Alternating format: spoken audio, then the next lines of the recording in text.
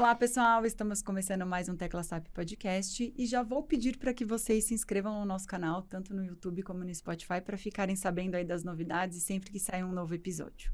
Então, antes de falar do nosso convidado, eu vou fazer aqui uma autodescrição minha. Eu tenho 1,76 m, cabelos longos com luzes, estou com uma blusa bege com bolinhas pretas, uma calça preta e um sapato preto. Agora, falando do nosso convidado de hoje, ele é graduado em comunicação social, tem mais de 17 anos de experiência na área de marketing, com experiência como Head Marketing na Ecos Innovation Lab, vice-presidente de Planejamento e Inteligência de Negócios no Riot, passagens pela Salve, Tribal e pela EdTech Digital House, e atualmente ele é Marketing e Growth, VP de Marketing e Growth na Sorte Online. Thiago Arantes, seja super bem-vindo aqui na Tecla SAP. Fico muito feliz aí que você tenha aceito o nosso convite. E vou pedir para você fazer uma autodescrição antes da gente começar. Legal. Bom, então eu sou o Thiago, eu tô de camiseta branca, eu tenho mais ou menos 1,70, mais ou menos não, tenho 1,71, tô de calça preta e tênis cinza. Maravilha. Legal. Então, Thiago, começando aqui falando dessa sua trajetória, de toda a sua carreira, conta para mim um pouquinho de todos esses lugares que você andou, como que... Conta um pouquinho de sua carreira para mim. Tá. Bom, eu comecei na publicidade, né? Eu trabalhei quase 15 anos na área de publicidade, sempre em estratégia digital. Então, eu já comecei num cenário onde o mercado estava se digitalizando. Eu sempre trabalhei em empresas focadas em digital, né? Depois de 15 anos em algumas agências, passei por agências digitais médias, grandes, agências tradicionais também. Resolvi mudar um pouco de lado e comecei a trabalhar com marketing. Aí trabalhei em algumas startups. A Digital House foi uma delas, que é uma EdTech. E hoje estou no mercado de jogos, aí, de iGaming mais recentemente. Bacana. Esse mercado de games tem movimentado muito por agora, né? Acho que tem muitas novidades dentro disso, mas antes eu queria até que você falasse um pouquinho dessa sua trajetória em carreiras dentro de agências grandes e quais são as diferenças de carreiras em agências e estando em empresas agora também. Legal. Eu acho que quando você está numa agência, você cuida de uma parte do processo, né? Eu, por exemplo, trabalhei em agências de perfis bem diferentes, né?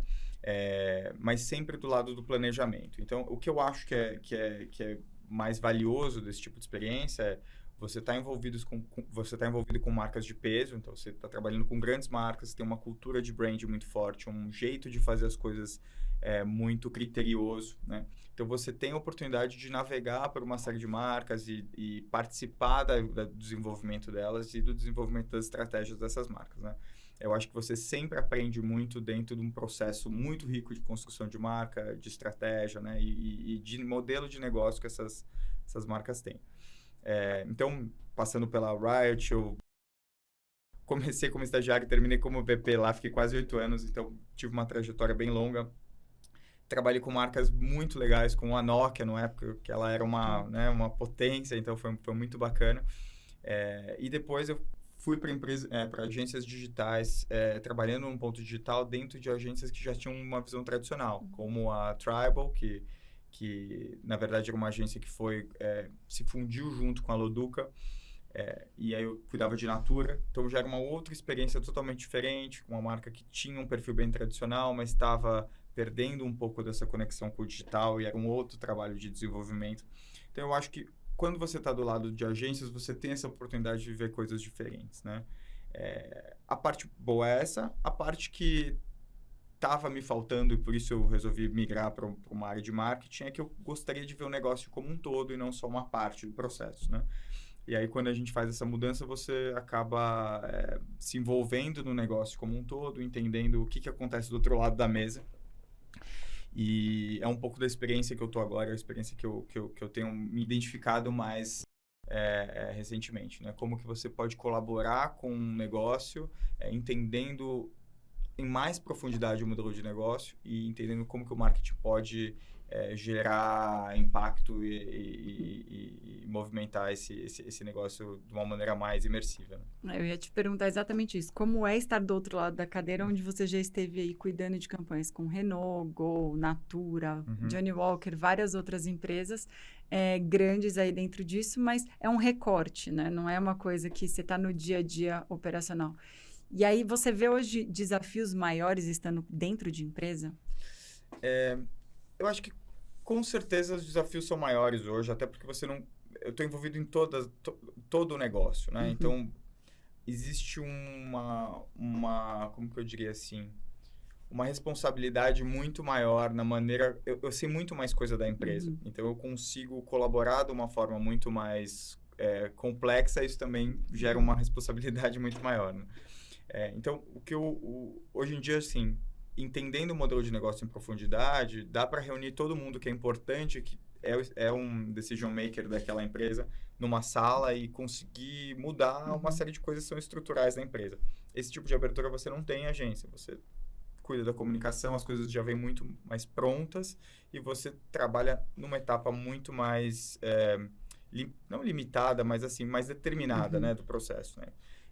Então, eu acho que trabalhar desse lado da mesa é mais gratificante no longo prazo, porque você realmente vê o quanto que o marketing consegue transformar o negócio e influenciar as outras áreas da empresa também. E as tomadas de decisão, né? Que você pode fazer também de o que Exato. você, para onde você traz. Você passou por uma parte aí de EdTech também, e aí foi para o iGaming, que a gente chama, né? Conta um pouquinho como que é esse lado de participar e de trabalhar nessa área de jogos online, onde a gente tem visto muito recentemente também, muitos casos, e tem uma abertura muito grande. Legal. Como que foi a sua chegada lá? Hoje não existem profissionais de iGaming no Brasil, né? Então, a vantagem é essa. Quando você chega, todo mundo que chega de outro mercado. E chega com a bagagem desse outro mercado e tenta aplicar ali. E eu acho que já como o mercado em outros países ele é mais estabelecido, mas no Brasil ele ainda está em desenvolvimento, né? Você tem uma abertura muito grande para definir as regras desse mercado e participar da criação das regras, né? Eu acho que isso que é importante. Mas eu senti que quando eu cheguei, era como se eu pegasse todos os outros tipos de mercado, tipo de modelos de negócio que eu trabalhei, batesse tudo no liquidificador e começasse do zero, né? Porque você tem os pilares do negócio que são né, geração de vendas, geração de valor, engajamento, construção de marca, tudo isso. Mas num modelo de negócio que mistura quase serviço financeiro com serviço de entretenimento, com... quase cripto, né? Porque você tem uma questão também de aposta e de muito Moeda dinâmica. digital, né? Exato. Então, ela mistura uma série de coisas num lugar só e é muito legal, porque você tem uma oportunidade de desenvolver alguma coisa nova, né? E bebendo das referências de fora e adaptando para cá. Né? E até aproveitando, para quem não conhece Sorte Online, explica um pouquinho o que é a Sorte Online, como faz, como Legal. funciona. O Sorte Online é uma empresa que já tem 20 anos. Ele nasce num momento em que você não podia comprar loterias online, né? Não existia isso. Deixa eu dar um passo para trás e explicar como funcionam as loterias no Brasil, né? As loterias no Brasil, elas são... existem as loterias federais, que são aquelas que a gente conhece, e mais recentemente as estaduais, que são menores. Mas as federais, Mega Sena, Loto Fácil, essas que todo mundo conhece. Quem tem a licença para poder operar essas loterias é a Caixa Econômica Federal, que faz parte do Estado, né? Então, durante muito tempo, a Caixa Econômica não tinha canais diretos de venda digitais, só as lotéricas, né? Nesse espaço, surgiu essa oportunidade, né? O fundador do Sorte Online foi muito visionário na época e começou essa digitalização da lotérica, né? Na verdade, o que a gente faz é um serviço de intermediação. Assim como o Rappi ou Uber ou né, qualquer um desses. A gente... o iFood, né? O iFood também é um grande exemplo. A gente não tem a lotérica, né? A gente não é dono da lotérica, mas a gente intermedia essa transação e faz com que você consiga, de uma certa forma, comprar o seu ticket em casa, né? Dentro disso, o Sorte Online tem os bolões e tem os jogos simples, né? Escolher 6 números ou participar de um bolão, que é uma cota de um jogo mais caro, mais complexo, né? Então, o nosso negócio, ele é muito em maximizar as chances do nosso jogador ganhar, facilitando a compra dele digital, né? Então, uma empresa de 20 anos foi comprada por um grupo alemão faz 3 anos, se eu não me engano, e desde então a gente faz parte de dos maiores grupos de loteria do mundo, que chama de Grupo Jackpot, antigo Lotolente, e é um mercado muito, muito interessante, né? Um mercado principalmente de loteria, mas muito recente, muito em breve a gente vai diversificar para uma série de novos produtos aí. Que bacana. E fazendo um comparativo aí, olhando para trás em toda a sua jornada, quais são os principais desafios que você vê hoje nesse mercado? Eu acho que os desafios são... Você está num momento hoje em que tem uma enxurrada de empresas, né? Que estão, querendo ou não, são produtos diferentes, mesmo quando você fala de sports betting, loteria, cassino, né? Todas essas marcas estão chegando num mercado que está em processo de regulamentação. Então, as regras não estão muito bem definidas e muitos desses participantes do mercado estão jogando com regras diferentes, né? Então, quando você não é regulado, você não paga imposto. Então, você tem mais dinheiro para marketing, né? Então, eu acho que essa é a importância da regulamentação. A gente conseguir padronizar e definir as regras desse mercado para que todo mundo jogue dentro das mesmas regras, né? Então, eu acho que os desafios hoje estão muito em como esse mercado não regulado oferece uma série de oportunidades, mas também precisa de alguma forma de uma certa estrutura e organização para que as empresas consigam crescer e trabalhar e competir num ambiente saudável para todo mundo. Thiago, qual perfil hoje você vê de consumidor do produto de vocês?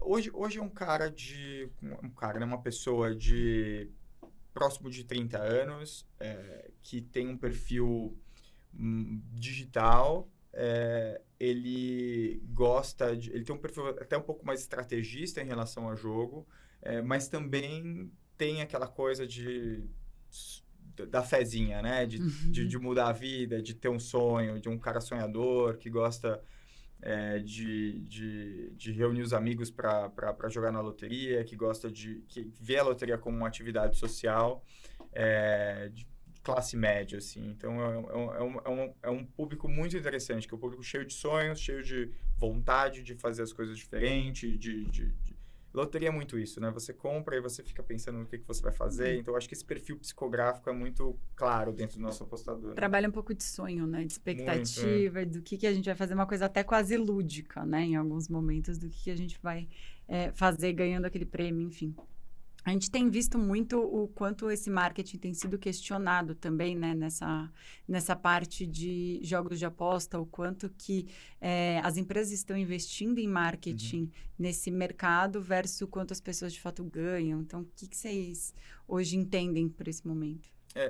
Assim, como uma série de mercados, ele precisa ter um cuidado na maneira como você faz a comunicação, né? Você tem uma responsabilidade muito grande na maneira como você comunica, né? E aí, de novo, o tema da regulamentação, ele volta, porque quando você quando a regulamentação é clara, as regras e como você cuida desse consumidor, né? E como você consegue desenvolver o mercado de uma forma em que você não seja nocivo, né? Como o mercado de bebida alcoólica já passou, né? Existem as regras, né? Então, eu acho que tem uma responsabilidade muito grande na maneira como a gente comunica, né? Eu acredito que é possível ser feito de uma forma bacana, onde você protege também o consumidor. Hoje, a gente tem tecnologia para isso, né? Então, você consegue saber como que funcionam as práticas de consumo desse consumidor, o quanto ele joga, o quanto ele não joga, para conseguir, de alguma forma, criar um consumo responsável em cima do produto. E eu acho que isso tem que ser parte da comunicação. Bacana. E é interessante você falar, né? Existem algumas outras coisas, por exemplo, como bebidas alcoólicas, entre várias outras coisas que existe uma regulamentação. Então, é isso que hoje está sendo colocado também, né? Essa forma de regulamentação, essa lei. O que você entende disso dentro desse contexto? Legal. Assim, a gente está num momento muito curioso agora, né? Onde esse processo de regulamentação, né, foi aprovado agora no Senado, então... e na Câmara vai acontecer, né? E agora essas conversas, elas vão acontecer da mesma forma que aconteceu com outros mercados. A gente vai olhar para fora, vai ver o que foi feito e adaptar e fazer de um jeito que funcione no Brasil, né? Até o CONAR para bebida alcoólica foi desenvolvido pela Diageo, né? Então, é papel das empresas que são líderes, né? Que elas ajudem a organizar o mercado e ajudem a fazer, porque, no final, se elas não fizerem direito, depois isso retorna contra elas, etc. Né? Então, eu acho que esse momento que a gente está de regulamentação é um momento muito interessante. eu vejo isso como fundamental para que a gente consiga ter uma comunicação responsável, que a gente consiga criar essas regras de uma forma bem estruturada, onde seja muito interessante para o consumidor e também para as empresas que estão competindo no cenário. Né? Qual que você acha que seria o mundo ideal aí, na sua opinião? A gente está perto disso ou não dentro dessa regulamentação? Eu acho que está muito, assim...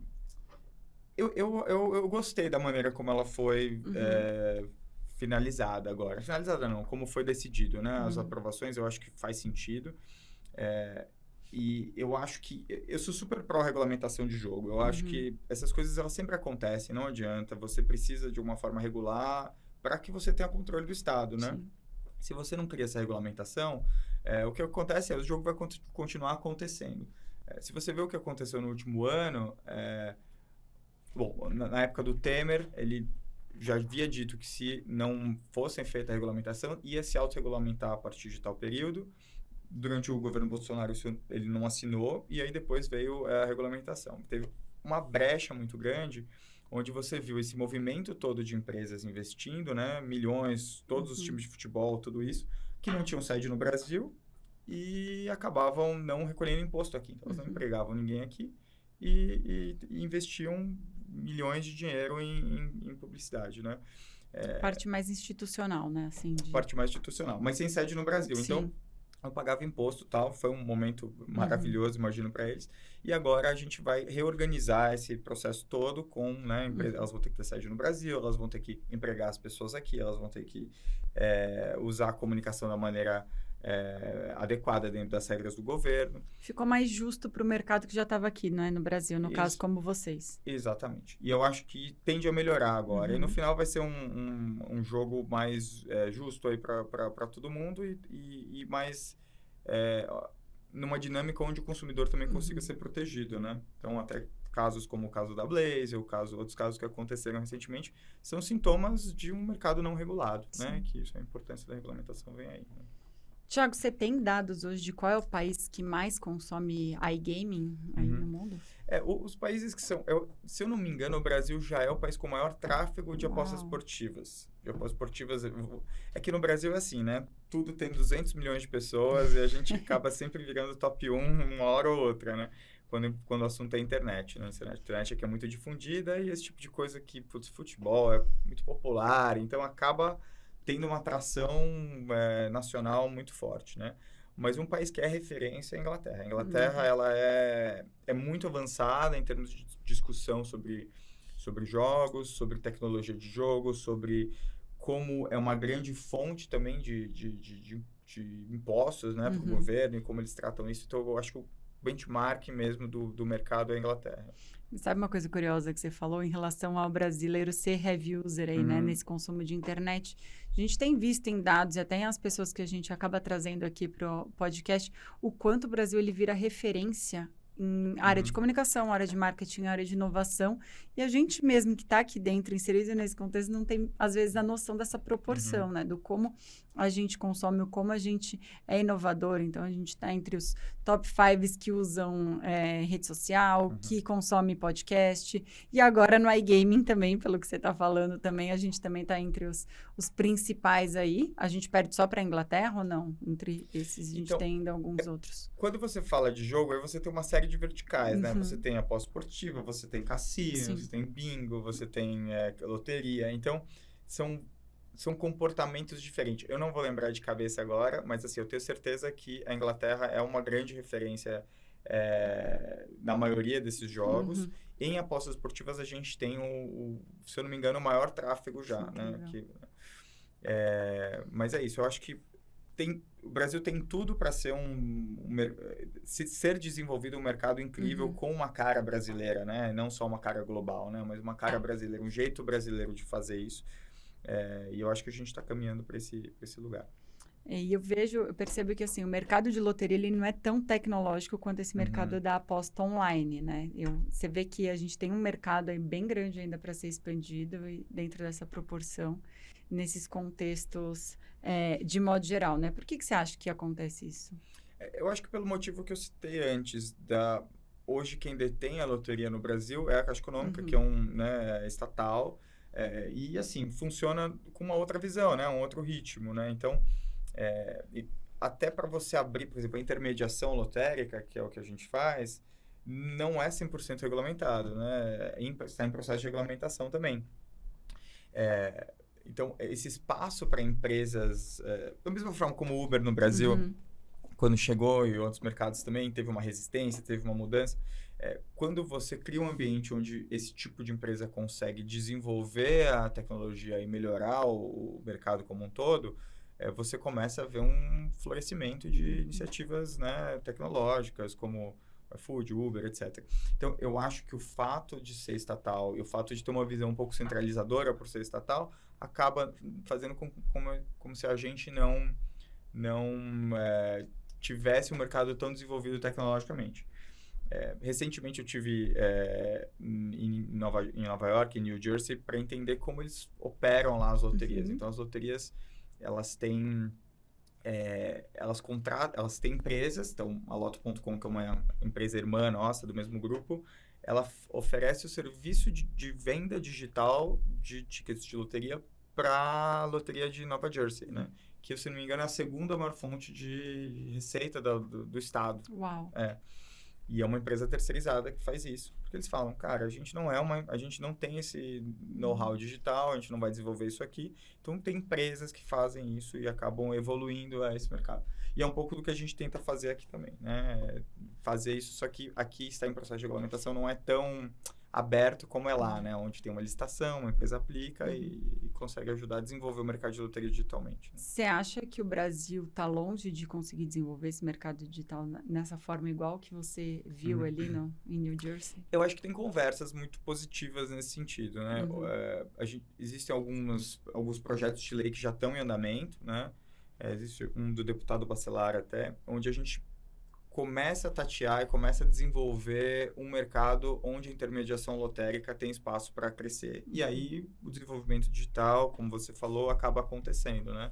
Primeiro, você precisa criar um ambiente político, legal, de negócio, onde seja interessante empresas começarem a criar iniciativas para acelerar esse desenvolvimento.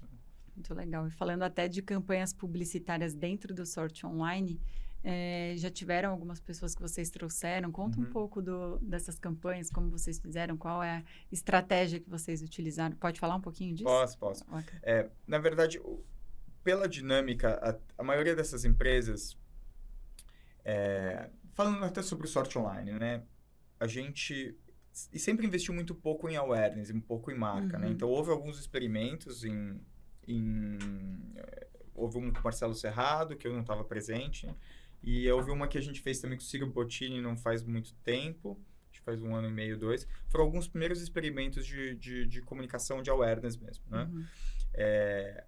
O que eu senti é que a gente precisa de uma marca um pouco mais sólida para conseguir desenvolver iniciativas de marca, né? Então, a gente está num processo agora de rebranding, a gente vai lançar uma nova marca esse ano, e aí sim, com essa nova marca, eu acredito que a gente consegue estruturar um projeto onde a gente consiga ter mais campanhas de awareness e mais grana destinada de investimento para poder criar a construção de marca, né?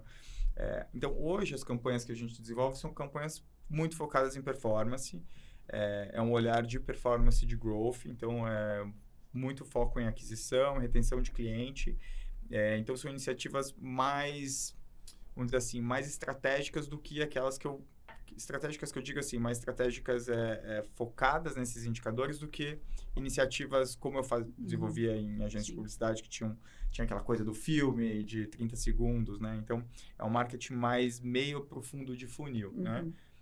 Mas eu acredito que muito em breve a gente vai começar a construir essas iniciativas de awareness com a vinda da nova marca que vai chegar aí. Temos um spoiler já, então, de que está vindo uma nova marca. Vem um rebranding de Sorte Online ou vem uma nova marca? Vem um rebranding. Bacana. Legal. E com até essa parte de investimentos, a gente vê muito em campanhas publicitárias de TV, né? Que você até estava comentando. Teve um crescimento aí, se eu não me engano, de 30% no fim do ano em relação a essa parte. Como você vê a parte publicitária disso para a TV? Você acha que é um canal hoje de aquisição grande para vocês? Eu acho que...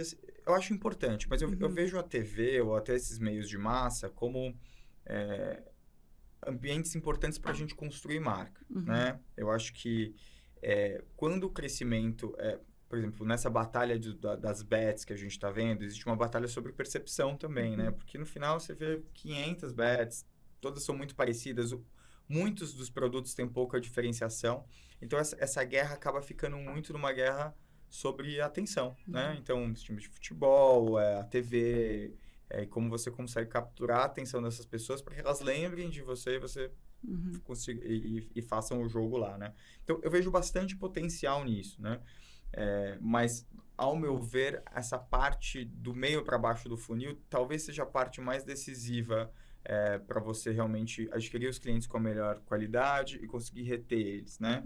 Eu acredito que quando você tem essa parte do meio para baixo do funil bem construída, aí sim você tem espaço para ir para a TV e para meios de awareness nesse sentido. Então, respondendo de uma forma objetiva, eu acho que é fundamental, ainda mais com esses volumes de investimento que essas empresas, que esse mercado tem, mas eu vejo como a parte mais fundamental a parte de realmente meio para baixo do funil, da consideração para aquisição como aquilo que define mesmo a maneira como o seu negócio vai ser sustentável ou não em marketing. Bacana. E eu falo muito que é nada como conhecer o seu cliente, né? Uhum. Então, é aquela coisa de... eu acredito que dentro do digital é muito mais fácil da gente conseguir fazer esse funil que você está comentando, Sim. porque na TV você tem uma questão de massificação que você não sabe exatamente para quem que está entregando especificamente. Exato. Já no digital você consegue, para essa parte de growth e tudo mais, ter uma estratégia diferente. Mas vocês pensam em fazer algo dentro desse rebrand institucional, trazer alguém também com uma cara dar essa cara também em Search Online? Então, eu não sei se a gente vai personificar em alguém, Uhum. né? Isso é uma coisa que a gente precisa até discutir. Mas a gente planeja, assim, fazer um investimento mais massivo em awareness, porque eu acho que quando chega uma marca nova, existe uma série de coisas, de elementos intangíveis que você precisa comunicar, né? E esses elementos intangíveis, eles precisa sair um pouco de uma comunicação muito objetiva para poder fazer isso, né? Tem um universo novo que a gente, né, quer construir, apresentar, que tem que gerar uma percepção nesse consumidor sobre algo, né, um pouco mais lúdico mesmo, que, né, então, às vezes a gente precisa desenvolver. Isso a gente não consegue fazer com comunicação de performance, né? Então, eu vejo um espaço, sim, para a gente criar iniciativas onde a gente tem mais escala de awareness mesmo, mais escala de massa, né? Como esses exemplos que você falou.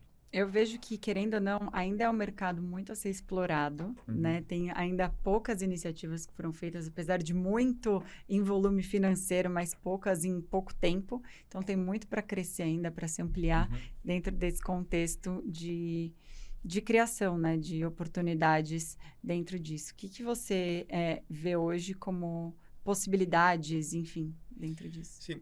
O que eu acho, assim, quando você olha para o mercado de iGaming, existe uma percepção, na maioria dos casos, de quase uma commodity, né? Assim, beleza, você viu Galvão Bueno, sei lá, todas as celebridades esportivas, né, participando de alguma campanha, mas o posicionamento claro e a diferenciação daquele player em relação ao outro, eu acho pouco provável que a gente consiga citar, olha, eu jogo em tal lugar porque é diferente por causa disso, né? Então, eu acho que esse mercado tem que evoluir para que essa celebridade ou essa escolha de veículo de massa não seja o único elemento que vai gerar essa percepção no consumidor. A gente Como um precisa... diferencial, né? Exato. A gente precisa construir um posicionamento claro, e através de diferenciação de produto, através de uma experiência que seja diferente, através... Não sei, cada um encontre, né, o seu espaço, para que não seja uma disputa apenas sobre a celebridade que está falando sobre um produto que é muito similar ao outro, né? Então, eu acho que essa é uma evolução. Algo deve acontecer, né, em relação à maneira como essa experiência, essa experiência de usuário mesmo, ou posicionamento, ou diferencial de produto, e isso ser construído para que aí a gente escolha a celebridade correta e construa uma mensagem que seja única e que defenda um posicionamento e uma visão de produto única, né?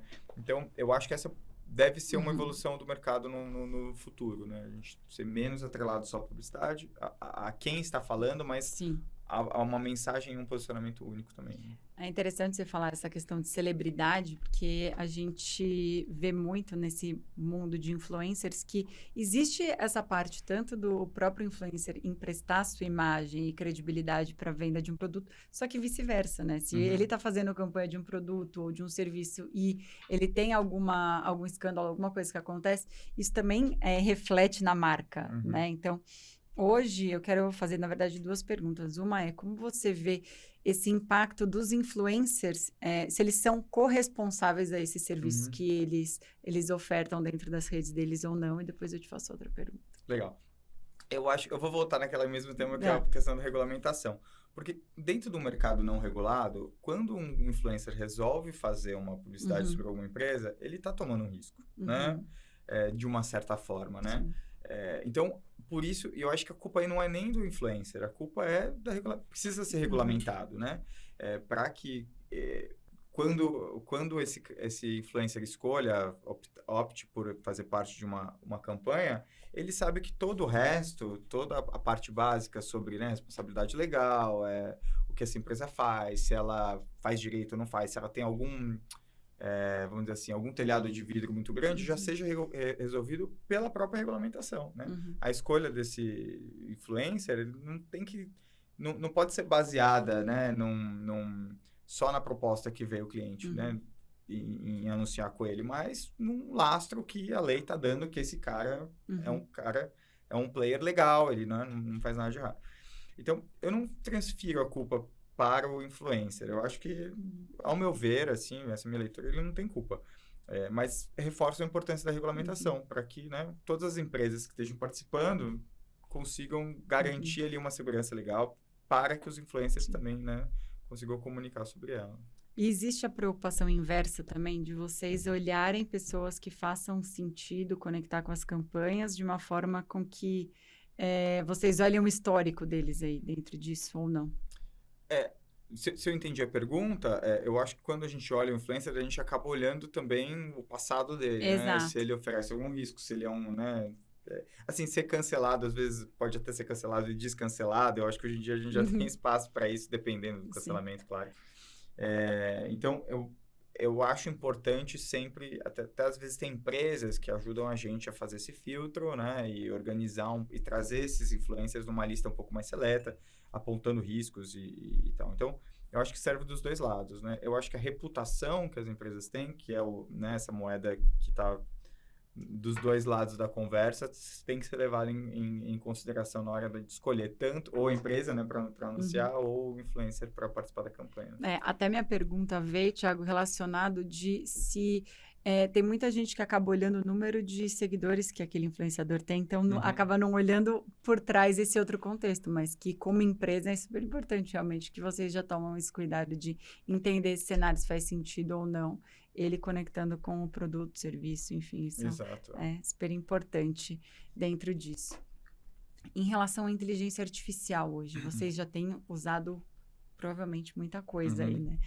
Que hoje você vê de maior ganhos e benefícios dentro disso? Tá. Bom, eu acho que é uma ferramenta nova que cada vez mais vai ser parte do que a gente faz, né? Já era parte, né? A gente já tem aí a automação das campanhas com inteligência artificial. Já existia inteligência artificial invisível ali em várias coisas que a gente fazia, mas pela primeira vez a gente está ativamente construindo esses modelos, né? E desenvolvendo. Então, eu sou super a favor de abraçar essas novas tecnologias e realmente tirar o valor delas. Hoje tem várias iniciativas do grupo dentro desse tipo de fundamento. Existem projetos de conteúdo, então como que você consegue replicar tom de voz e linguagem e criar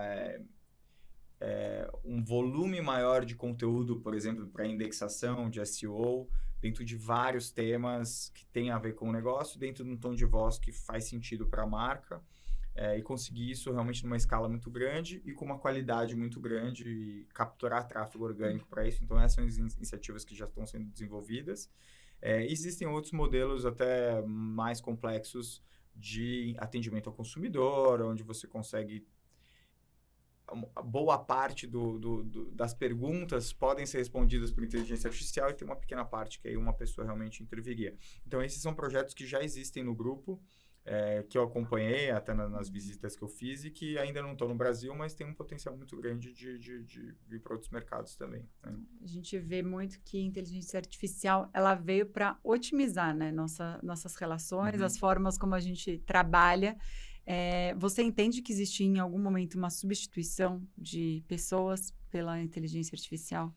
Eu acho que, de uma certa forma, algumas tarefas sim vão ser substituídas. Mas eu acho que sempre vem essa coisa, né? Se você vê a história, né, da comunicação, né? Quando surge a escrita, falam, as pessoas não vão mais lembrar as coisas, elas vão agora escrever, né? Os filósofos falavam isso. Depois surge o jornal, e aí, putz, agora vai morrer surge o cinema, falam que vai morrer o rádio. Sempre tem essa história do que sucede e eu acho que as coisas acabam coexistindo. Eu não acho que as empresas, que as pessoas que vão... Acho que muitas profissões vão sumir, como sumiram em diversas outras, mas surgem novas possibilidades também, né? Eu acho que é um tema que a gente tem que olhar com cuidado, até porque a gente não tem controle do que essa tecnologia pode gerar, né? Ela realmente tem muito poder e a gente ainda está no momento muito inicial dela. Mas eu sempre acho que surge... Eu sou otimista em relação a isso. Acho que surgem outras oportunidades, da mesma forma como algumas vão embora, né? Eu, pessoalmente, eu uso bastante. Uso muito para organizar, assim, a minha vida. Às vezes eu escrevo as coisas, peço para melhorar. Eu tento não colocar dados confidenciais. Eu não coloco dados... Isso é super importante, né, Thiago? Até a gente dá isso como uma dica de usar as ferramentas, mas tomar cuidado com o tipo de dado confidencial que você coloca para que isso não seja vazado, porque é uma grande inteligência artificial que vai para todo mundo, né? Um banco de dados. Exatamente, Então, eu uso bastante para organizar uma série de coisas, principalmente texto, organizar alguns raciocínios, coloco um pouco mais cru ali e peço para melhorar, então eu acho que me ajuda bastante. Algo que... talvez uma pessoa poderia fazer para mim, mas eu consigo fazer numa escala, né, uma velocidade muito mais rápida com isso.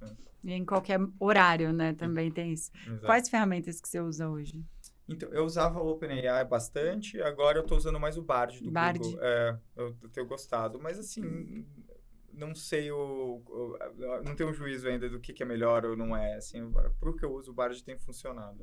E até em relação a essa parte de profissões, eu vejo muito uma questão também de avanços e evoluções tecnológicas, como máquinas de autoatendimento de banco, que agora tem de mercado, tem em redes de fast food. Então, é uma evolução, não quer dizer que a gente vá sumir com as equipes operacionais e pessoas, mas existe uma questão de autoatendimento e uma agilidade muito maior em várias coisas, né? Então, de repente, as pessoas vão precisar entender e se aperfeiçoar em outras coisas para se coexistirem aí como uma ferramenta de análise. Então, você coloca os insights, mas depois você precisa você mesmo fazer essa revisão e adaptação, né? Exato. Eu acho que uma grande ruptura, pelo menos que eu vejo nesse momento que a gente está agora, algumas coisas você não é o criador, mas você acaba sendo o editor, né? Então, é uma cultura muito mais de editar e organizar as coisas que você cria uma provocação para a ferramenta, ela traz e você edita essa provocação, né?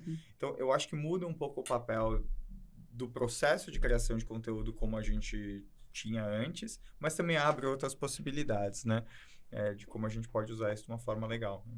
Muito bacana. E dentro de todos esses anos aí trabalhando, Thiago, conta algum case de sucesso, alguma coisa que você gosta aí, que você fala assim, tem dedo meu ali. Eita, difícil. Assim, eu acho que cada fase tem uma coisa nova, né? Mas realmente, essa última experiência no Sortline eu tenho gostado bastante, exatamente pela tela branca que né? Então, como você ajuda a criar sentido numa coisa totalmente nova, eu acho que tem sido muito gratificante, né? Participar desse processo todo de regulamentação, desenvolver estratégias a partir de tentativa e erro, a partir de adaptação de outros mercados, porque a gente não tem pronto, trazendo coisas que eu sei que o grupo faz lá fora, experimentando aqui. Então, eu acho que é um momento muito rico e com muita liberdade, né, sobre como a gente pode desenvolver iniciativas aí. Então, esse projeto não é porque eu vou atuar, mas é um projeto que tem me dado bastante alegria.